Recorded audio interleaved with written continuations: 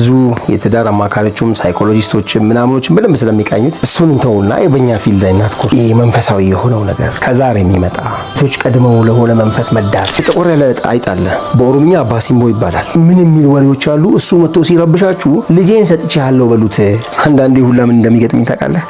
ወንዱም ሴቱ ትዳር ብሎ ሲመጣ በጣም ይከፈኛል። ለሐራም ሲሆን ግን በጣም ኢቭን አክቲቭ የሚሆነው መስተፋቅር ሰርታ ነው ያገባችው።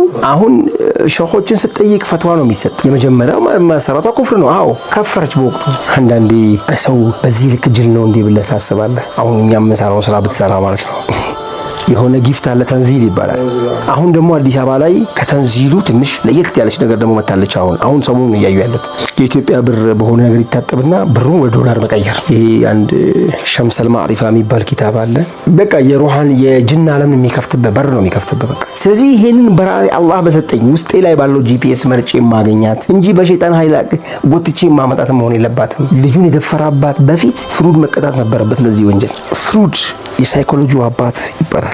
በእኛ ላይ ትልቁ ወንጀል የሰራ ሰው እሱ ነው ብዬ ነው የማምነው።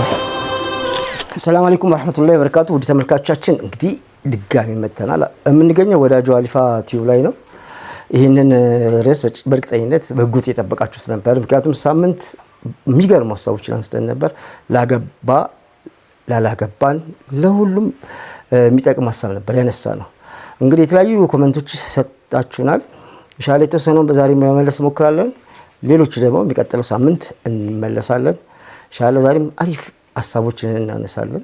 ኡስታዝ ያው ለምደነው አለ በማራስም በማስተዋወቅ አዲስ ተመልካቾች ስላሉ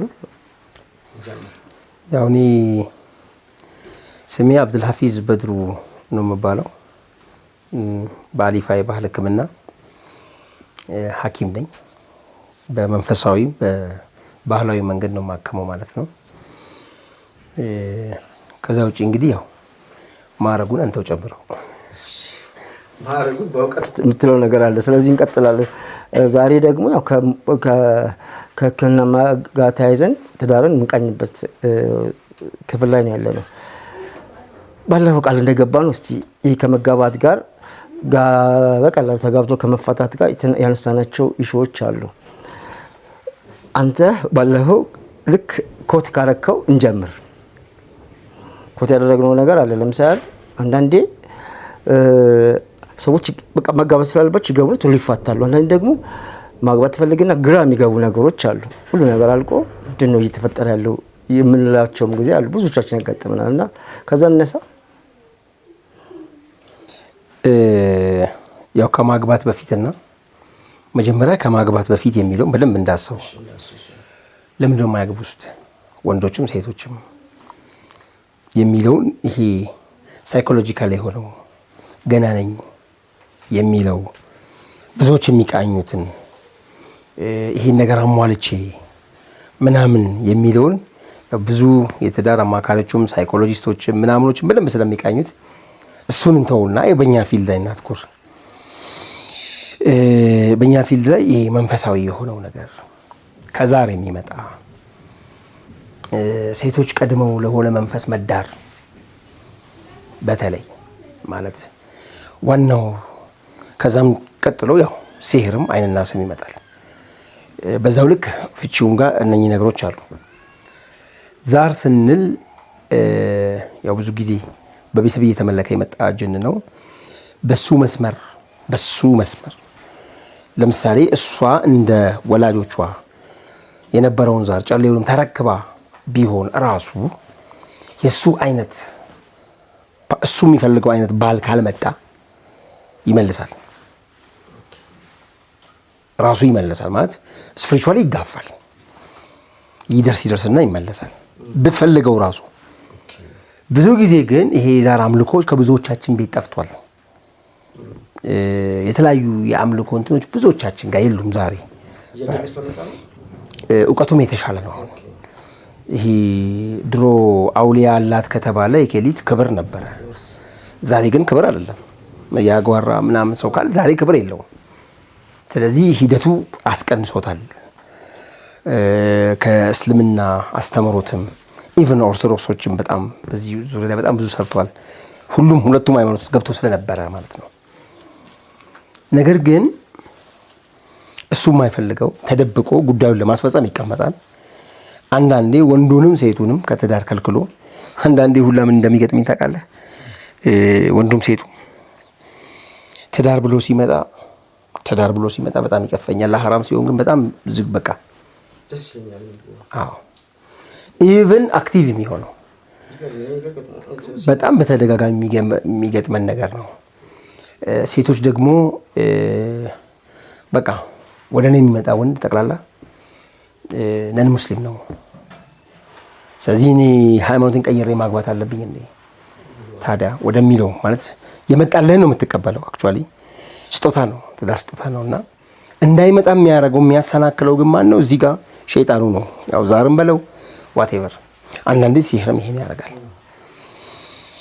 አንዳንዴ ዛሩ ምን ሊያደርግ ነው የሚፈልገው? ወንዶችንም ፈራጅ ሊያደርገው የፈለገውን ሰው በሐላል ሚስት ታጅቦ እንዲቀመጥ አይፈልግም። ስለዚህ ከትዳር በፊት በጣም ያስተጓጉላል። ካገባን በኋላ እንደዚሁ የማስተጓጎል ሂደቱን ይቀጥላል። አንዱ ይሄ ነው። ሁለተኛ ሴቶች ላይ በማወቅም ባለማወቅም ለሆነ መንፈስ ሴቶችን መዳር አለ። እስቲ እሱ ላይ በደንብ እናተኩር። እኔ በጣም ግራ ስለሚገባኝና አሁን ብዙዎቹ አይ ነገር አይገባን የሚሉ አሉ። እንዘርዝረው እስቲ። ቀላል ምሳሌ ልስጥህ። ከአንድም ሁለት ሶስት ሴቶች እኔ ጋር መጥተው ወላጆቻቸውን ሁላ አምጥቼ እንዴት መፍረስ አለበት የሚለውን ሁላ ሄድኩበታል። አንድ ጠቆር ያለ አይጥ አለ። በኦሮምኛ አባሲምቦ ይባላል። በአማርኛ አላውቀውም ትክክለኛ። አባሲምቦ ማለት የግርማ ሞገሱ ባለቤት ማለት ነው። 1977 ነው የመጣው ያ አይጥ ወደ ኢትዮጵያ። ከአውሮፓ ነው የመጣው። ሲመጣ ያ እየነገርኩህ እኮ ነው። ሲመጣ አባሲምቦ የተባለበትን በኦሮምኛ የተባለበትን ምክንያት ነግረህ ነው። አይጥ አትበሉት ተባለ። ከየት ተነስቶ ወሬው እንዳዳረሰ አላውቅም። እኔ ሕፃን ነኝ ያኔ። ቤታችንም መጥቶ አትበሉት አይጥ አይደለም ይሄ ምናምን ሲባል እሰማለሁ። ከዛ ምን የሚል ወሬዎች አሉ። እሱ መጥቶ ሲረብሻችሁ ልጄን ሰጥቼሃለሁ በሉት፣ ከዛ አማች ትሆናላችሁ። እንዲያውም እንደ ሩመር ዝም ብሎ ሲወራ ቃለው ልጁኝ እነ ኬሌት ልጇን ሰጠችውና ብር ያመጣላታል አይጡ። እንግዲህ ከባንክ ቤት ሰርቆ ይሁን፣ እኛ ሀገር ደግሞ ባንክ ቤት አልነበረም በወቅቱ። ከጉሩ ቤት እኔ አላውቅም። አሁን ነው የሚገባኝ ጉዳዩ ለካ ትዳር እንደሆነ የሚገባኝ አሁን ነው። እሷን ቢስራት ነው የሚገባኝ እኔ ጋር አሁን በሕክምና ሲመጡ ዙሪያውን ጥያቄ ስጠይቅ አሁን ነው የሚገባኝ። አሁን እንዲህ ምክንያቱም አንዳንዴ ጅኖች ይለፈልፋሉ። ተቀራና እኔ አግብቻታለሁ አለ እናን ይባላል። አግብቻታለሁ አለ። ይህ አፍቃሪ ጅን ነው። ምን አባቱ ያፈቅራል? ማን አፍቅራለሁ? አሁን ደግሞ ሌላኛውን ጥያቄ ይዘህ መጣ። ለማንኛውም ፋሚሊ ከሰጠው ትዳር ኒካህ ቃል ነው አይደል? ቃል እኮ ነው ይሄ። መዝገብ ቤት ሄደን መዘጋጃ። አሁን ይሄ ዝም ብሎ ኒካህ ሸርጡ ምኑ ቃል ነው። በቃል ነው የሚታሰረው። ትልቁ የኒካህ እንትን ደግሞ ኢዕላን ነው፣ አዋጅ። ምን ማለት ነው? እሷ ጋር ስፒሪቶች አሉ። የእሷ የሩህ አንሲስትራል ፕሌት አለ። ከዚህ በኋላ ወደ ልጅቷ አንሲስትራል ፕሌት እንዲፈቅድ ፈቅጃለሁ ብሎ ፍቃዱን የሚሰጠው አባት ነው። አባት ከሌለ ታላቅ ወንድም ነው። እንደዛ ያለ ያስቀመጣቸው ነገሮች አሉ። ይሄ ማለት እሷ ጋር ያሉትም ነገሮች ከሱ ጋር እንዳይጣሉ ከአንሲስተር አንዳንድ ሰው በአላህ በዚህ በሩሃንያው በዚህ በኸይር ሩሃንያው የሚጠበቁ ሰዎች አሉ። ወንጀል ልስራ ብላ ለሐራም ሲጎተጉታት ከሱ ጋር እሱን የሚማታ ስፒሪት ሊኖራት የሚችል ሴቶች አሉ። ይሄ ኢምፖዚቲቭ ኔጋቲቭን አለም እያወራው ያሉት። ትዳር ሲሆን ግን ፈቃድ ናቸው። ምክንያቱም ፈቃጁ አባት ስለሆነ። አሁን ወላጆች እንግዲህ አይጥ እንዳያስቸግራቸው ሌሊት እንቅልፍ ነሳቸውና ኧረ ዝም በልልኝ አንዷን ልጄን እንግዲህ እዚህ ያለችዋን እንትና ሰጥቼሃለሁ። ቀልድ መስሏቸው የማይከሰት መስሏቸው ሊሆን ይችላል። ባለማወቅ ሊሆን ይችላል። አንዳንዴ በማወቅም አለ ጥቅም ፈልገው አንዳንዴ ጅን የሆነ ነገር ያመጣልናል ብለው ክፉ አምልኮት ውስጥ የገቡ ሰዎች ይጠሩትና ሲመጣ አልወጣ ምናምን ሲል ልጄን ሰጥቻለሁ። በነገራችን ላይ ጠንቋይ ቤት መሄድ በራሱ ይሄን ሊያስመጣ ይችላል። መሄድ ብቻውን መሄድ ብቻውን። ምክንያቱም ቀጥታ ረሱሉላህ ሰለላሁ ዐለይሂ ወሰለም ተናግረዋል። መን አታ ካሂነን አው አራፈን የሚል ፈሰደቀሁ ቢማ ቃል ባለው ነገር እውነት ነው ካለ የዛ የጅን የሸይጣን ስፒሪት እሱ ላይ ይዘረጋል። እዛ ያ ሰው የሚፈር ያንን ለልጆቹ ይሰጣል። ስለዚህ እንዳታገባ ሊያደርጉ ይችላሉ። ዛር ሆኖ ሊቀጥል ይችላል። እሱ ላይ ጠንቋይ ቤት መሄድ በራሱ በጣም ከባድ ወንጀል ነው። ይሄ ከሽርኩዋ ይሄ አላህ ፊት ከመቀጣት ባሻገር ለልጆች ካንሰር አስቀምጦ መሄድ ነው። እነኚህ አጉል ጥቅማ ጥቅሞች ደግሞ በተለይ እንግዲህ የሆነ አንዳንዴ ሰው በዚህ ልክ ጅል ነው እንዴ ብለህ ታስባለህ። አሁን እኛ የምንሰራውን ስራ ብትሰራ ማለት ነው። የሆነ ጅኖች ጋር የሆነ ሰዎች ይመጣሉ ምናምን ዶላር ከሰማይ ይወርድልናል። የሆነ ጊፍት አለ ተንዚል ይባላል። አሁን ደግሞ አዲስ አበባ ላይ ከተንዚሉ ትንሽ ለየት ያለች ነገር ደግሞ መታለች። አሁን ሰሞኑን እያዩ ያሉት 2018 ላይ ከዛ ፊት አላቆመኝ ነው። የኢትዮጵያ ብር በሆነ ነገር ይታጠብና ብሩን ወደ ዶላር መቀየር።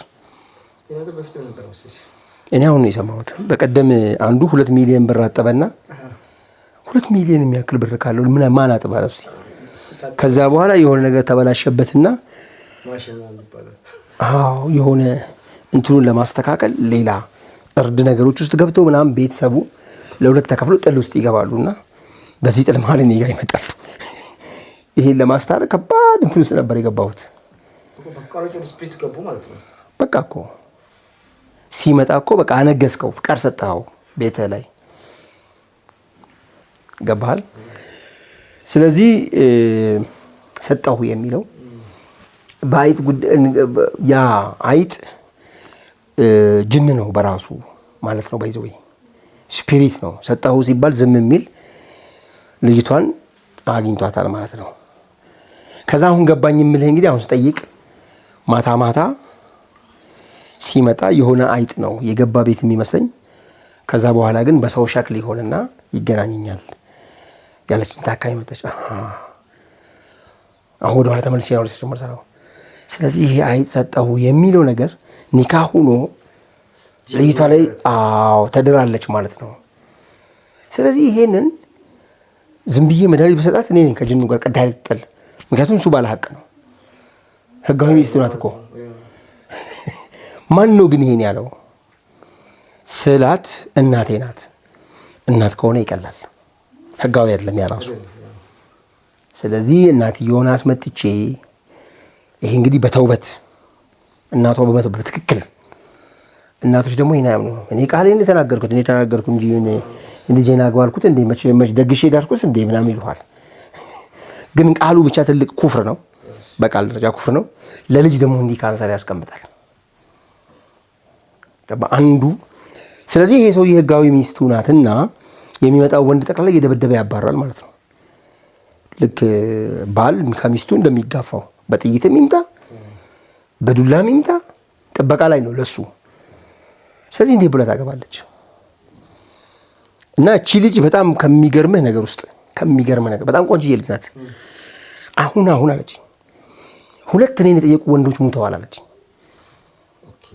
ከዚህ ፊት ስትራገል ያደርጉ ነበር ነው መሆኑ እሷ ተርታዋለች። ገባ አይጥ መሆኑ አልገባትም እንጂ እኔን የጠየቀ ሁላ አደጋ ላይ ሲወድቅ እያየሁ ነው። በቅርቡ ራሱ የምሰራበት መስሪያ ቤት ውስጥ አንዱ በቃ ልክ ሊያገመን ልንጨርስ ስንል ከስራ ተባረራለች። አሁን መመኘት የጀመርኩት ምን ነው ሰው ባይጠይቀኝ ብዬ የለው ለነሱ ከማዘን እዚህ ደረጃ የደረሰ ሰው ይገጥማል። አየህ ባልጠየቅ በቃ ምክንያቱም ጥሩ ልብ አላት ማለት ነው። እቺ ልጅ እኮ ከሱ ነገር ጋር አልተስማማችም። ሰዎች አደጋ ላይ እየወደቁ ነው። በሷ ምክንያት ሰዎች እንዲጎዱ አልፈለገችም። እንዲህ አይነት ጉዳጉዶችም አሉ በየቤታችን። እንዲህ በሂደት ነው እንግዲህ እያጠራ የምትሄደው። በነገራችን ላይ በደንብ አስምርልኝ። 1977 በችግር ላይ ያለን ነው ይሄ አይጥ ወደ ኢትዮጵያ የመጣው ዝርያው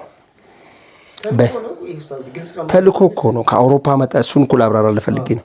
በተለያዩ ወቅቶች እንደዚህ ወደ ኢትዮጵያ የገቡ ስፕሪቶች አሉ። ኮሌራ ሲመጣ ገባ የሚባል ስፕሪት አለ በኢትዮጵያ ኮሌራን ተከትሎ። ከዛ ልናድን ነው ብሎ ይመጣሉ እነሱ ሪሰርቸሮች ሆነው ኤንጂኦ ሆኖ ይመጡልሃል። ስፕሪቱን እያሰፈሩብን ነው። ኮሎኒ ብዬ በቀደም የገለጽኩልህ ይሄን ነው። በተለያየ ጊዜያት ኢንሲደንቶች አሉ። የኢትዮጵያና ወያኔና ደርግ በጣም ሲጓጉ የነበረበት ጊዜ ኢትዮጵያ የገባ የአረም አይነት አለ። ፓርቲ ነው የሚባል እንዲያውም ሀረርጌ አካባቢ ላይ ወያኔ ይሉታል። እንትኑ ራሱ አገር አድርቆ የጨረሰ ከብት ያደርቃል፣ መሬት ያደርቃል፣ ሰው ያደርቃል። አድራቂ የሆነ አረም ነው። አብሮ የመጣ አለ። በየጊዜው እንደዚህ አይነት ነገሮችን ታገኛለህ። ወባ ሲመጣ አብሮ የመጣ አለ። ኦልዌይስ አሉ። እኛ ግን በአጉል ፍላጎቶች ምክንያት ኢዚ ላይፍ በመፈለግ ምክንያት እንደዚህ ልጄን ሰጠሁ እያልን ቤታችን ላይ ንጉስ አድርገን እናስቀምጠዋለን። አዎ አንዱ ነው እንግዲህ ይሄኛው አሁን ሳታገባ ይሄን ያህል የሚከላከል ከሆነ በሆኑ መንገዶች ደግሞ ስታገባም ትዳሩ ምስቅልቅል ያለ ህይወት ውስጥ ይገባል። እንደምትስለው የማግባት እድል አለ ማለት ነው። አዎ አንተ ስፒሪቹዋል ዱዓው ታዲያ ምን ይሰራል? ብዙ ነገሮች እኮ ይገጥሙናል። ኡስታዝ እንግዲህ እንዳነሳው አንዳንድ ከፊዚካል ዓለም በተጨማሪ የማናውቀው ሌላ ስፒሪቹዋል ዓለም እያሳየህን ነው።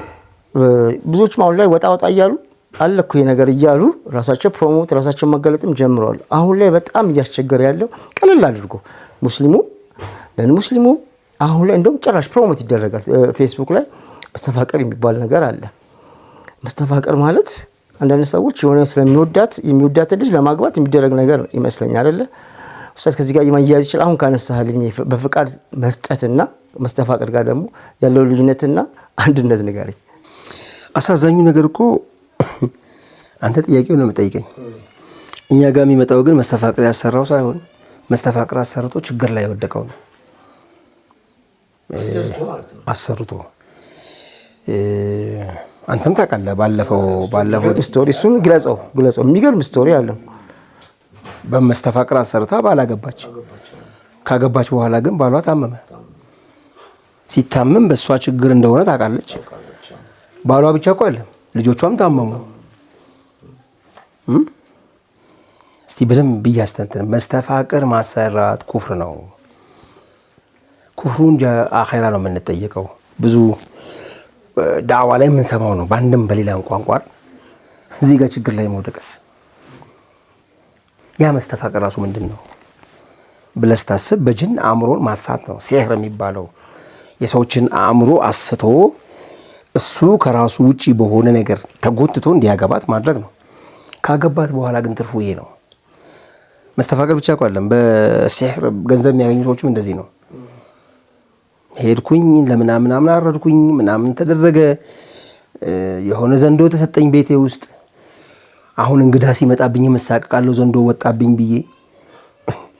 ግን ደግሞ ልጆቼ እንዳለ ሁሉም 4-5 ልጆች ወልጃለሁ ሁሉም አብደዋል ምናምን ሆኗል ብሎ ይመጣል። መፍትሄው ምንድነው ብሎ ይመጣም አለ።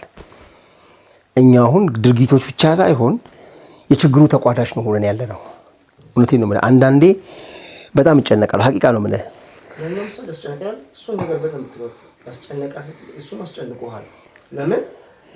አዎ መስተፋቅር ሰርታ ነው ያገባችው። አሁን ሸኾችን ስትጠይቅ ፈትዋ ነው የሚሰጥ። የመጀመሪያው መሰረቷ ኩፍር ነው። አዎ ከፈረች በወቅቱ።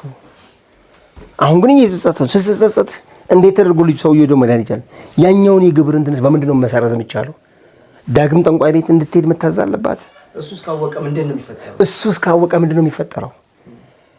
ይሄንን እንግዲህ በምን ሁኔታ ነው? አዎ በጣም አስጨናቂ ጉዳዮች ይመጣሉ ወደኛ ማለት ነው። ያኛውስ አሁን ሀብታም ሆነ በገንዘብ በምናምን አስቀመጠ፣ እሱ እየተሳቀቀ ነው። ልጆቹ አብደዋል። 5 ልጆች 5ቱም አብደዋል ነው ያለኝ። ያውቀዋል ነው ኦቲስት ሆኗል ብሎ እንኳን ኦቲዝም ትምህርት ቤት እንዳያመላለሳቸው ችግሩን በትክክል ያውቃል። በምን ይፍታው? ከዚህም በላይ ደግሞ ሙስሊም ነውና አእምሮ የሚነግረው ነገር አለ። አኺራ ከዚህ የበለጠ ቅጣት እንደሚጠብቀው ያውቃል። ለቤተሰቡ ይንገር፣ ነግሮስ ምን ይፈጠራል? መስተፋቅር ነገር እሱስ እንደዛ ውስጥ ገብቶ ነው። እሱማ ምንድነው ገንዘብ መሰብሰቢያ የሰላቢ እንትን አሰርቶ ነው። እንደዚህ አይነት ሰዎች ይመጡብሃልና አንዳንዴ እኔ በጣም ለሳምንታት ሙሉ ሳምንቱን አልገባሁም ስራ ላይ። ይሄንን ስቶሪ የሰማው ቀን ብዙ ሸኾች ጋር ደውያለሁ። ከዒልሙም ከምንም አንፃር ገባ። አዎ አንዳንዴ ብቻ በጣም እንትን ያሉ ነገሮች፣ አንዳንዶች ደግሞ የጅኑን በር በላያቸው ላይ ከፍተው ይሄ አንድ ሸምሰል ማዕሪፋ የሚባል ኪታብ አለ። በደንብ ስለሱ ለብቻ ፕሮግራም እንሰራዋለን። በቃ የሩሃን የጅን ዓለም የሚከፍትበት በር ነው የሚከፍትበት። በቃ ድንጋዩን ወርቅ ማድረግ ይቻላል ምናምን እያልክ ነው የምታነበው። በሆኑ ኮዶች ተከፋፍታለህ። በወደቁ መላእክቶች ነው የሚሰራው ትባላለህ ምናምን። ብቻ እንደየሁኔታው አንዱ መስተፋቅር የሚሰራው በሱ ነው። ጅን ነው የሚላክበት። በሱ ሰውዬ ታዞ ተገዶ መጥቶ ያገባታል። ተገዶ እኮ ነው የሚያገባት። ጅኑ አስገዱታል፣ አግብቷታል። ከዛ በኋላ ግን በሽታ ላይ ወድቋል። እሷ ያሰበችውን ህይወት መኖር አልቻለችም። አሁን እንግዲህ በፊት ነበር እንጂ መጥኖ መደቆስ ነው የሚባለው። ገባ። ሸሪዓውን መጀመሪያ ነው ከማድረግ በፊት ነው በትክክል አስተንትነህ መስራት ያለብህ። ሀፕን ካረገ በኋላ እስኪ ምን ታደርጋለህ? እንዴት ትፈታዋለህ? እነኚህ ነገሮችን በማያያዝ ነው። በነገራችን ላይ አንዳንድ አሊሞች ለመፍታት ሰዎችን ችግር ለመፍታት ሲባል ሲህርን ቢሆን መማር ይፈቀዳል ብለው የሚያስቀምጡት። እኔ እስቃለሁ ይሄን ስሰማ። ለምን እንደዚህ ችግር ውስጥ ያሉ ናቸው እንደዚህ የሚሉት አይደል? አይ ዑለማዎችም እንዲህ ይላሉ። ማለት ለእንደነዚህ አይነት ሰዎች ችግር በሲህር ነው። አሁን በሲህር ስለታሰረች ልጅ ያን ሲህር መፍታት የምችለው በሩቃ በምናምንም አይደለም። ሲህሩን በመፍታት ነው መፈታት የሚችለውና ገባ። ከላዩ ላይ በማንሳት ልክ ያስገድደው ነገር ከላዩ ላይ ስታነሳለት ከዛ በኋላ ከራሱ አእምሮ ጋር ነው። ከራሱ አእምሮ ጋር ይሆንና ትዳሬን መቀጠል አለብኝ ካለ ይቀጥላል። አይ መፋታት አለብኝ ካለም እዛ ጋር ያቆማል። ግን ልጆቹ አሁንም የሱ ያው አይ ሲህሩ ሲፈታ ልጆቹ ደህና ሊሆኑ ይችላሉ። እንደዚህ አይነት ችግሮችን ሰርቭ ለማድረግ ሲባል የሆነ ሰው መማሩ ልክ ነው ብሎ ያስባሉ። ዑለማዎቻችንም ውስጥ ማለት ነው። ማለት የፈትዋ ጉዳይ ነው። ፈትዋ ነው ሲሰጥ ብለው እንዲህ አይነት ማለት ትምህርቱ በራሱ አደጋ አለው ብዬ እንደውም ማስበው። እኔ ደግሞ ማምነው ስትማረው ለመፍታት ብለህ ሲሆን አንዳንድ ቀን ደግሞ ሌላ ነገር ነፍስያ የምትባል ነገር ጭቋለችብን። እዛው ዘልቀን ደግሞ እዛው ታስረን የምንቀርበት ነገርም ሊመጣ ስለሚችል እኔ እንደው እንደዚህ አይነት ነገር የፈለገው አደጋ ይድረስ አይነካ ብዬ ነው ማስበው። ለማንኛውም አሁን ያለው ተራርጋ ነው ብዙ መረኑ እንዳለቅ ብዬ ነው። በዚህም ሁኔታ ትዳር ውስጥ ገብቶ ከባድ አደጋ ውስጥ የሚወድቅበት ጊዜ አለ የሚለውን ነገር ጠቆም ለማድረግ ነው። ብዙዎች በመልክና በሆነ ነገር ያላገኛትን ሴት አሁን በጣም የተለመደ ስለሆነ እዚህ የትኩረት እንድናደርግ የፈለኩት አሁን ልክ እንደዚህ ተመሳሳይ አንዴ ይላክልን ኬዝ አለ። ቀላል አድርገውታል። መስተፋቅር ምናምን ነገር ኢቭን ይጠይቁሃል አይደል? መስተፋቅር አሰርቼ ቆይ እሰራልሻለሁ ተብሎ በቃ ጀስት ቅድም እንዳልኩ እሷን ነው ማገባ ብሎ ራሱ ጭንቅላቱ ላይ ስለዋል። ከዛ ወደ ማድረግ የሚችለው መስተፋቅር ነው። ቀላል አድርጎ የሚሰራውና ይሄ ነገር ፕሮሞት እየተደረገ ልክ ነው ትላለህ። ፕሮሞት እየተደረገ እኮ ነው በጋዜጣ ላይ መስተፋቅር ተብሎ ይገኛል። እስቲ ከሱ አንፃር ንገረኝ። ችግሩ እሱ እኮ ነው። ችግሮችን ቀላል አድርጎ መመልከት በቃ ላግኛትና በተለይ ሀብታም ሴት ከሆነች በምንም ጠምዝጄ እጅ ካገባው ሀብቷን ያው የኔ ይሆናል የሚል እኮ አጉል ድሪምም አለ። ከዚህም አልፎ የሆነ ነገር ቀለበቶችን የሚያሰሩም አሉ እኮ። ችግሩ እዚህ ጋር ነው ሂዶ የሚወድቀው። አሁን ያልኩ ቦታ ላይ ይወድቃል። ለዛሬ ነው ሊመስልህ ይችላል። ካንሰር ታስቀምጣለህ ልጆች እያልኩህ ነው። ምን ዋጋ አለው ጄኔሬሽን የማይቀጠልበት ከሆነ ምን ዋጋ አለው ሀብቶስ? ልጆቼ የማይዝናኑ ልጆችን ቤት ውስጥ አስቀምጬ እነሱን ጠዋት ማታ እንደ በር ላይ ውሻ እነሱን እየተንከባከቡ መኖር ምን ጥቅም አለው? እስቲ ቆሎዬን እየቆረጠምኩ አልኖርም እንዴ? ሰላም አይሆንም። በዚህ መሰራቱ አንደኛ ትዳር እንዳንረዳ አድርጎናል። ሁለተኛ ምልህ ቅድም እንዳልኩ እኮ ነው እኔ ዘር ሁኜ ስመጣ ወደዚች ምድር ለኔ የምትሆን አፈር አለች እዚች ምድር ላይ ምድር አለች እዚች ምድር ላይ ያቺ ምድር ጥቁሯ ናት፣ ቀይዋ ናት፣ ኮትቻ ናት። አላውቀውም እኮ በሌሎች ክራቴሪያ አይደለም ማየው። ካለሷ ምለው ሸይጣን ነው እንትን የሚለኝ። ተረተኛል። ተምር ሁኜ መጥቼ ከሆነ የተመርመሬቱን አላህ ይሰጠኛል። ያንን ነው መጠየቅ ያለብኝ። ዱዓችንም ዱዓ ላይም ጃሚ አድርጉት ምለው ለዛ ነው። አንዳንዴ ዝም ብላችሁ ዱዓ አታድርጉ ብለሃል ምናምን ብለው አንድ ፕሮግራም ላይ እንትን ያደረኩትን ጠቅላላ ያለ በክራቴሪያ አሁን ያው 10 ወንዶች ስለ ትዳር ዱዓ ሲያደርጉ ብታይ ተመሳሳይ ነው። በቃ ረዘም ያለች ጸጉሯ ረዘም ያለ አፍንጫዋ ሰልካካ ምናምን ያለች እንዴ እኔ ከአፍንጫዋ ምን አለኝ? ጠብሼ ልበላ ነው እንዴ?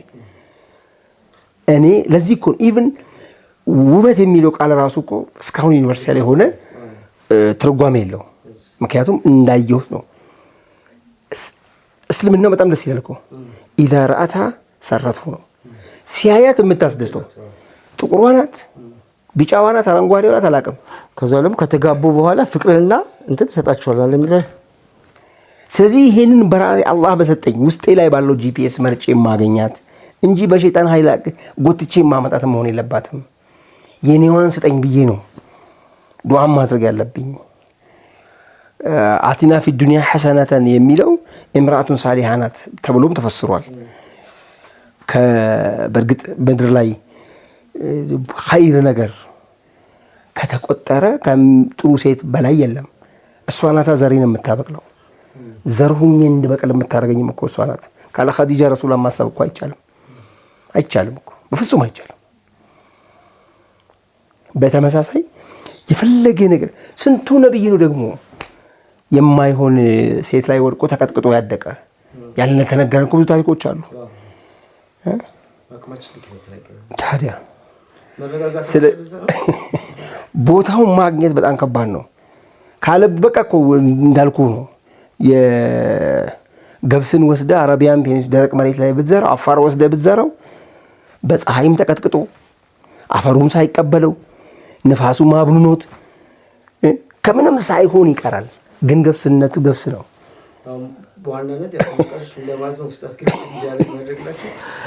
ገብስን ያለ ቦታውን ዘራና ከዛ በኋላ ፍሬ ዘር እንጠብቃለን ነው። እሺ ከዚህ ጋር አንድ በጣም ወሳኝ የሆነ ጥያቄ ልጠይቅ ነው። ምናልባት ተመልካቾችም ጥያቄ ይሆናል ብዬ ስላሰብኩኝ ነው። ብዙ የትዳር አማካሪዎች አሉ፣ በትዳር ላይ የራሳቸውን ሀሳብ ይሰጣሉ። እነዚህ ሰዎች ዋናው እውቀታቸው ከትዳር ላይ ነው። አንዳንዴ ጀጅ ማድረግ ነገር አለ። በቃ ትዳር ማለት እንዲህ ነው፣ ትዳር ማለት እንዲህ ነው፣ ጀጅ የሚያደርጉት ነገር አለ። ይሄ መንፈሳዊ ማለት መቃኘት አለበት ብለህ ታስባለህ? ይሄ ትዳር ሲሆን ነገር ስናደርግ አሁን ካነሳናችሁ ነጥቦች አንፃር ይሄ የተማርነው ሳይኮሎጂካሉ ነገሩ ቀርቶ ይሄ መንፈሳዊም መቃኘት አለበት ሶሉሽን ለማግኘት የሚል ሀሳብ አለ? ግልጽ አድርግ። የሰው ልጅን እንደ ሮቦት የተረዱ ሰዎች እኮ ናቸው።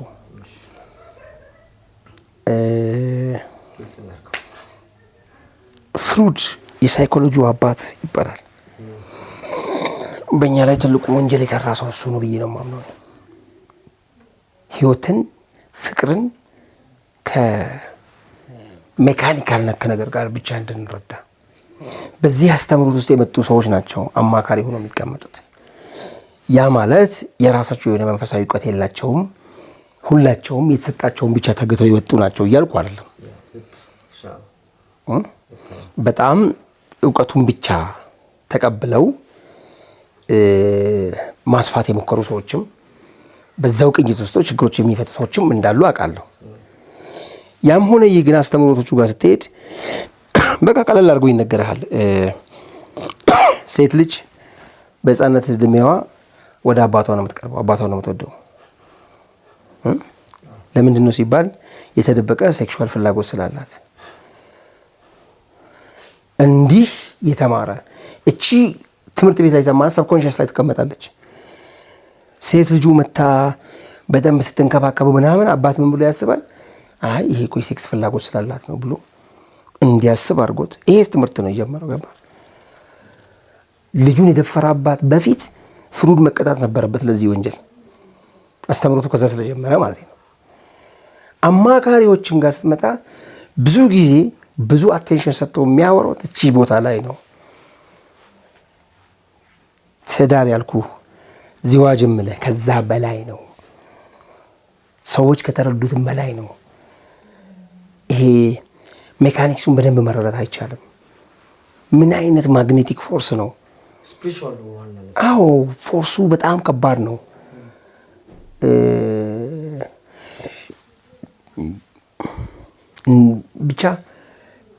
ብቻ አላህ ነው የሚያውቀው ብለህ ካልሰልኩ በስተቀር ትዳር ውስጥ ያለው ነገር በጣም ከባድ ነገር ነው።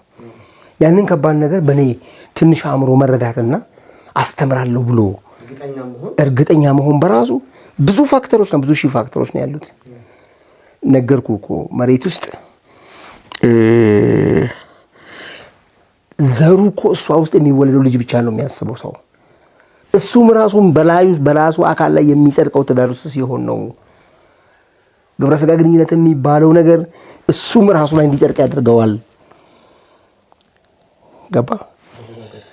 መረጋጋት ስፒሪቱ ወደ ራሱ ውስጥ እንዲገባ ያደርጋል። እዚህ አካል ውስጥ እንዲገባ ያደርጋል። ይሄ ያተነፋፈስ መቀየር ምናምኖች ከዚህ ጋር የተያዙ ናቸው። ዳት ታይም ያለው ማለት ነው። ስለዚህ ያው ሰዎችን እንደ ሮቦት ለመረዳት መሞከር፣ በሆነ ፋብሪካ ውስጥ እንደተፈጠረ ለመረዳት መሞከር ትዳሩን ያበላሸዋል። በቃ እንዴት ነው ተምር ዘር ሆኖ የመጣ ሰው ኢትዮጵያ ውስጥ ሆኖ የተምር መሬት ማግኘት የሚችለው የሚለው ጥያቄ ተነሳ። እሱ የሚያገኝበት ጂፒኤስ እሱ ላይ ተተክቷል። በቃ ህይወት ተወስደዋለች ያ ቦታ። አዎ እሱ ዱዓ ሲያደርግ እሱ ቦታ ላይ ተወስደዋለች። ያኔ የሚያገኛት ሴት እዛች ቦታ ላይ ያገኛት ሴት ቀልቡ ስትገባ እዚህ ላለው ጭብጨባና ማህበራዊ እንትኖች ሳይንበረከክ ያቺ ቀልቦ የተቀበላትን ከተቀበለ በትክክል ተምር ሆኖ ያድጋል፣ ተምር ሆኖ ይኖራል። በጣም አላህ ከብለ ትልቅ ሀሳብ ነው ያነሳው። እቺን ሀሳብ ጠቅል የሚያደርግ ነገር አሁን ላይ በጣም ሶሻል ሚዲያው አንድ ሜሪጅ ያለበሽ ነው ትዳርና ላላገቡም ሰዎች በጣም ግራ የሚያጋባው እንደማጠቃላይ እኔ እንድታነሳት የፈለኩት የሆነ ሰው ይመጣና ሴቶች በፍጹም ወንዶች በፍጹም ሴቶች ላይ ማድረግ የሌለባቸው አሰነጥቦች ወንዶች እየተባለ ይመጣል።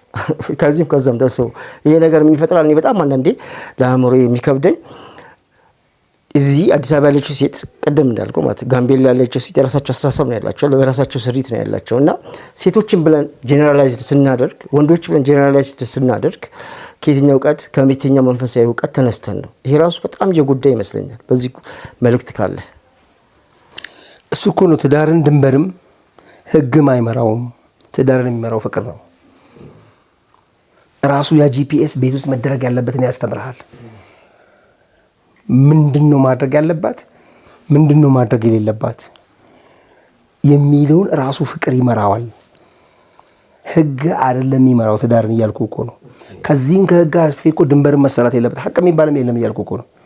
እኔ ልብ ውስጥ የገባች እንትን የሷ ሱቁ የሷ ሀቅ ነው፣ መኪናው የኔ ሀቅ ነው ምናምን ድንበር የሱ መኪና ተገለበጠ ምን አይነት ህይወት ነው? እንዲህ አይነት እንትን ፖይንት ይገባል።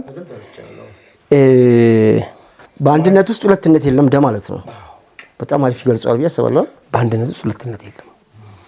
ስለዚህ ድንበሩንም አንሱት ትዳሩ ሰክሰስፉል እንዲሆን። ጋብቻ ከሆነ በተጋባንበት ቀን በትክክል ሪል የሆነ ጋብቻ ነው ፈጽም።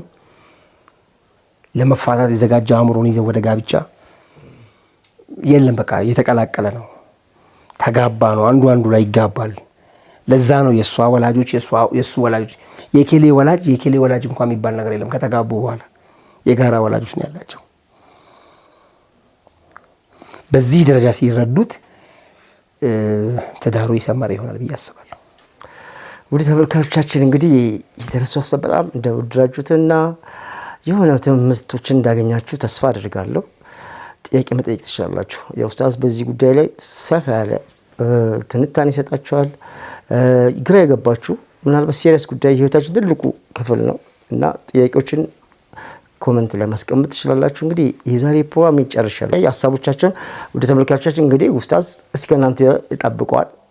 ግራ የገባችሁ ደም ግልጽ ያልሆነልኝም ያላችሁት ሀሳብ ካለ እንግዲህ መጠየቅ ትችላላችሁ። በነገራችን ላይ በቅርቡ ኡስታዝ የራሱ ፔጅ እና ቲቪ ከፍቶ ደግሞ የበለጠ በዚህ ጉዳይ ላይ እኛም ገፋ እያደረግነው እንዲሰራ እናንተም ጥያቄዎቻችን መጠየቅ ትችላላችሁ። ለዛሬ እንግዲህ እዚህ ላይ ያበቃውኝ። ሰላም አለይኩም ወራህመቱላሂ ወበረካቱ።